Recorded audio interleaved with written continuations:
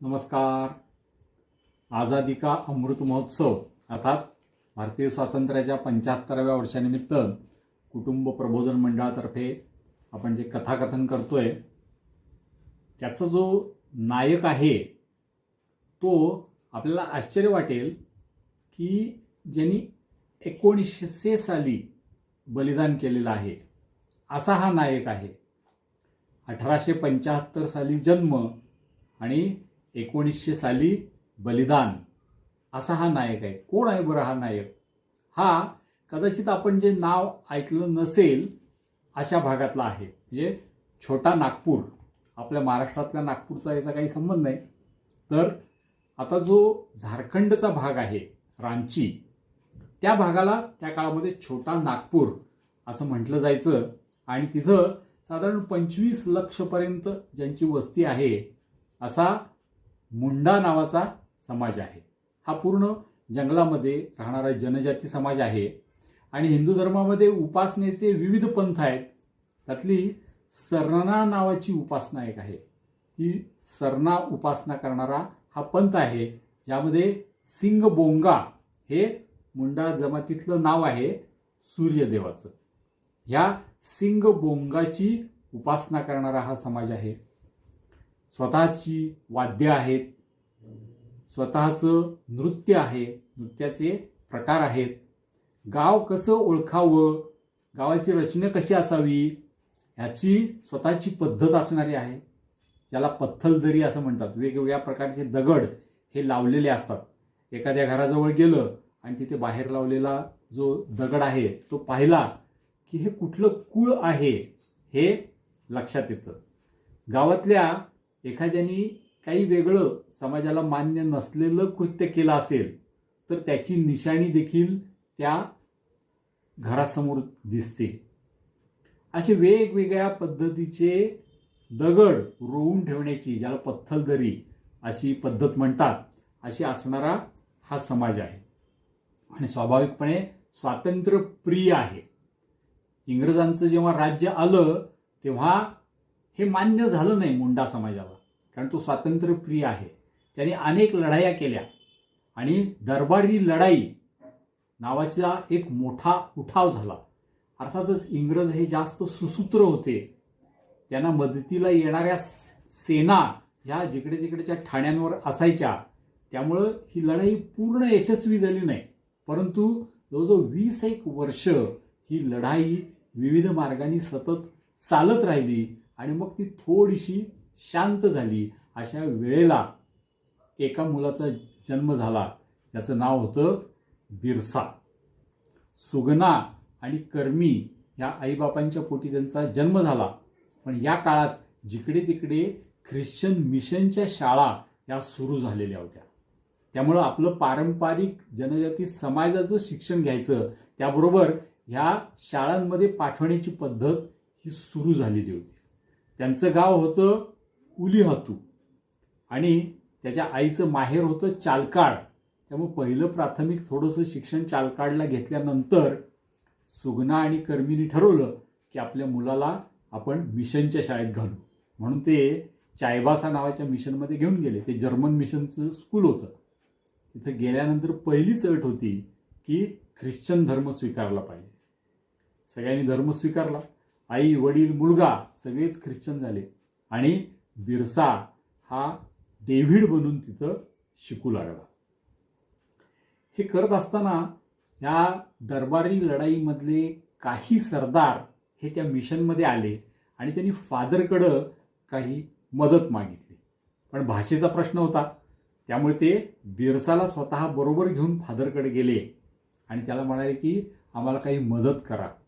ह्याला जे फादरनी उत्तर दिलं की तुम्हीच चोर आहात, ब्रिटिश हे चोर नाहीत, तुम्हीच चोर आहात, तुम्हीच लुटालूट करता, त्यामुळे ब्रिटिश जे काही करतायत ते बरोबरच आहे. हे ऐकल्यावर बिरसाला भयंकर राग आला आणि त्याने उलट त्या फादरला उत्तरं दिली की आम्ही नाही, तुम्हीच चोर आहात, हा देश आमचा आहे. फादरने लगेच त्याला पकडण्याची आज्ञा दिली, पण बिरसा हा तिथून पळून गेला आणि जवळच्याच एका गावामध्ये तिथे पांडे नावाचा एक बुनकर होता. त्याच्याकडे तो कामाला जाऊन राहिला. शाळा तर आता सुटलेलीच होती. पण हा पांडे जो बुनकर होता, यांनी त्याला काम शिकवता शिकवता आयुर्वेद आणि रामायण हे सुद्धा शिकवलं आणि तो आयुर्वेदात पारंगत झाला. आणि आता तो आपल्या गावी परत आला. परत आल्यानंतर त्यांनी आयुर्वेदानुसार सगळ्यांना उपचार करायला सुरुवात केली. जंगलामध्ये वनौषधी तर होत्याच आणि लोकांना त्याच्या या वनौषधींचा उपयोग व्हायला लागला आणि लोकांचा त्याच्यावर विश्वास बसायला लागला.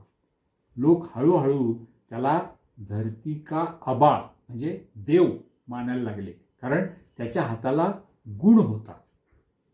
हळूहळू त्यांनी या ख्रिश्चन मिशन बद्दल सुद्धा सांगायला सुरुवात केली, कारण आपली मुलं पाठवून अनेक लोक हे ख्रिश्चन होत होते. त्याच्या उपदेशामुळं हे बंद झालं. मग मिशनऱ्यांनी इंग्रजांकडे तक्रार केली आणि बिरसाला पकडून देण्यात आलं. त्याला जेव्हा तुरुंगात ठेवलं तेव्हा त्याला याची जाणीव झाली की आपण समजतो त्यापेक्षा इंग्रज फार मोठे आहेत, त्यांची ताकद ही फार मोठी आहे. त्यामुळं आपण हे आयुर्वेदानं उपचार करतो, रामायणातल्या गोष्टी सांगतो, त्यातून काही होणार नाही. यांच्या विरुद्ध शस्त्रच उपसावं लागेल. पण त्यांनी तुरुंगातली वर्तणूक मात्र अतिशय चांगली ठेवली आणि लवकरच त्याची सुटका झाली. बाहेर आल्यावर त्यांनी आपलं संघटन चांगलं करण्यासाठी एक नवीन पंथ सुरू केला आणि त्यामध्ये जगन्नाथपुरी जो भगवान जगन्नाथ आहेत तिथलं चंदन, नंतर तुळस आणि चुटिया नावाचं एक ठिकाण आहे की जे मुंडा समाजाचं पारंपरिक पवित्र स्थान होतं. तिथल्या झऱ्याचं पाणी, अशा गोष्टी पवित्र मानल्या. लोकांना काही उपदेश केले की दारू प्यायचं नाही, खोटं बोलायचं नाही, असे वेगवेगळे उपदेशांचं सार तयार केलं आणि एक नवीन पंथ सुरू केला आणि त्याला लोकांनी बिरसायत असं नाव ठेवलं आणि त्याला भगवान बिरसा म्हणू लागले. हा उपदेश करत असताना, आयुर्वेदाचे उपचार करत असताना त्यांनी लोकांना पारंपरिक शस्त्र गोळा करायला शिकवलं आणि जवळजवळ 10,000 लोकांची एक सेना उभी केली आणि हा संपूर्ण भाग हा हळूहळू इंग्रजांपासून मुक्त करायला सुरुवात केली. इंग्रजांची ठाणी असतील ती नष्ट करायची. कोणी इंग्रज सैनिक येत असतील लढाई करून त्यांना पळवून लावायचं. असं करत 1897 ते 1900 ही 3 वर्ष हा छोटा नागपूरचा संपूर्ण भाग हा त्यांनी इंग्रजांपासून मुक्त केला. तिथे इंग्रजांचं राज्य चालत नव्हतं, फक्त भगवान बिरसा मुंडाचंच राज्य चालत होतं. ह्याला त्यांनी नाव दिलेलं होतं उल गुलान. त्यामध्ये त्याचा एक संदेश होता की टोपी टोपी एक है, म्हणजे राज्य शासन करणारे इंग्रज ही एक टोपी आणि मिशन चालवणारे, शाळा चालवणारे इंग्रज ही दुसरी टोपी, हे एक आहेत. टोपी टोपी एक आहे म्हणून अबुआ दिशुम अबुआ राज, म्हणजे आपला देश आपलं राज्य, या घोषणा त्याच्या होत्या आणि त्या घोषणांवर आधारित त्यांनी जवळजवळ 3 वर्ष हा संपूर्ण भाग इंग्रजांपासून मुक्त केला. त्यांच्या या सर्व सैनिकांच्या अधूनमधून सभा व्हायच्या आणि डुंबारी नावाची एक पहाडी आहे, त्या पहाडीवर त्यांची अशीच एक सभा होती. पण त्यांना हे माहिती नव्हतं की इंग्रजांनी त्यांना पकडण्यासाठी फार मोठी तयारी केलेली आहे आणि ह्या डुंबारी पहाडीला इंग्रजांनी पूर्ण सभोवताली घेरलं आणि आता इंग्रजांकडे बंदुका होत्या, भगवान बिरसांच्या सैनिकांकडं बाण होते. ही अशी एक विषम लढाई त्या पहाडीवर झाली. पूर्ण सैन्य हे घेरलं गेलेलं होतं आणि खालून बंदुकांच्या गोळ्या येऊन जवळजवळ सर्व सैन्य हे तिथं धारातीर्थी पडलं. त्याच्याच काही सरदारांनी भगवान बिरसांना मात्र तिथून निघून जायला सांगितलं. त्यांची तयारी नव्हती, पण त्यांनी स्वतःचे प्राण सगळ्यांनी बलिदान केले, पण भगवान बिरसांना तिथून बाहेर सुटून जाण्यासाठी मदत केली.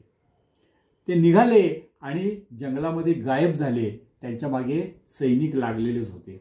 पळत पळत पळत पळत असताना एका झोपडीपाशी ते आले. अतिशय थकलेले होते, भुकेलेले होते. त्या झोपडीमध्ये एक स्त्री होती. त्यांनी भगवान बिरसांना बघितलं आणि त्यांना सांगितलं की तुम्ही थोडं बसा, मी तुम्हाला काहीतरी खायला करून घालते. कारण भुकेलेले थकलेले असे भगवान बिरसा होते. त्यामुळं तिने जी दगडांची चूल होती त्यावर काहीतरी शिजवायला ठेवलं आणि बिरसा हे अतिशय थकलेले तिथे क्षणभर झोपी गेले.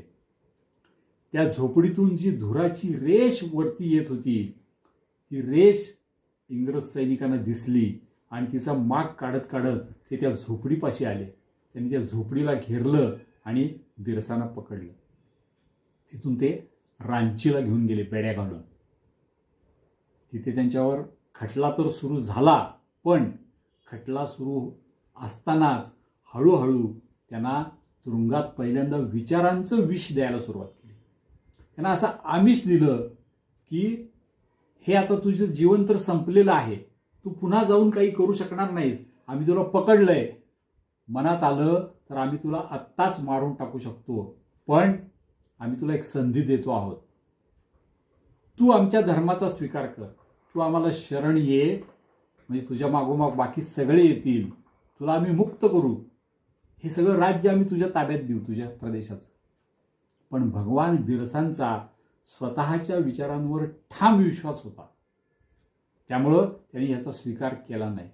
त्याला तुरुंगामध्ये हळूहळू विष देण्यात आलं आणि तुरुंगातच त्यांचा मृत्यू झाला. खटला पूर्ण होण्याआधीच त्यांचा मृत्यू झाला. जेव्हा त्यांचा मृत्यू झाला तेव्हा तिथं जवळच असलेल्या सुवर्णरेखा नदीच्या काठी त्यांच्या देहाचं गुपचूप दहन करण्यात आलं. लोकांना काहीच कळू दिलं नाही, पण ते दहन करत असताना जे 2 सैनिक तिथे उपस्थित होते ते भारतीयच होते, त्यांना राहवलं नाही. त्यांनी आपल्या सगळ्या मुंडा बांधवांना हा संदेश दिला की असं भगवान बिरसांचं देहावसान झालेलं आहे. 1875 साली जन्माला आले भगवान बिरसा हे अशा पद्धतीने देशासाठी कार्य करून 1900 साली हे बलिदान झाले. त्यांनी देशासाठी आपले प्राण बलिदान केले. पण 1900 पासून ते 1947 पर्यंत हा मुंडा समाज कधीही इंग्रजांच्या आहारी गेला नाही. भगवान बिरसांनी जो संघर्षाचा मार्ग त्यांना दाखवलेला होता, 1947 साली इंग्रज हा देश सोडून जाईपर्यंत हा मुंडा समाज तो संदेश लक्षात घेऊन इंग्रजांशी लढत राहिला. एखादं छोटं ज्याचं जीवन आहे पण खूप प्रभावी आहे, देशभक्तीने भरलेलं आहे, त्याच्या जीवनाची हीच ताकद असते की भले त्याच्या जीवनाची लांबी कमी असेल पण उंची ही इतकी जास्त असते की ती पुढच्या कित्येक पिढ्यांना दीपस्तंभाप्रमाणे मार्ग दाखवत राहते. भगवान बिरसा मुंडा की जय. भारत माता की जय. वंदे मातरम.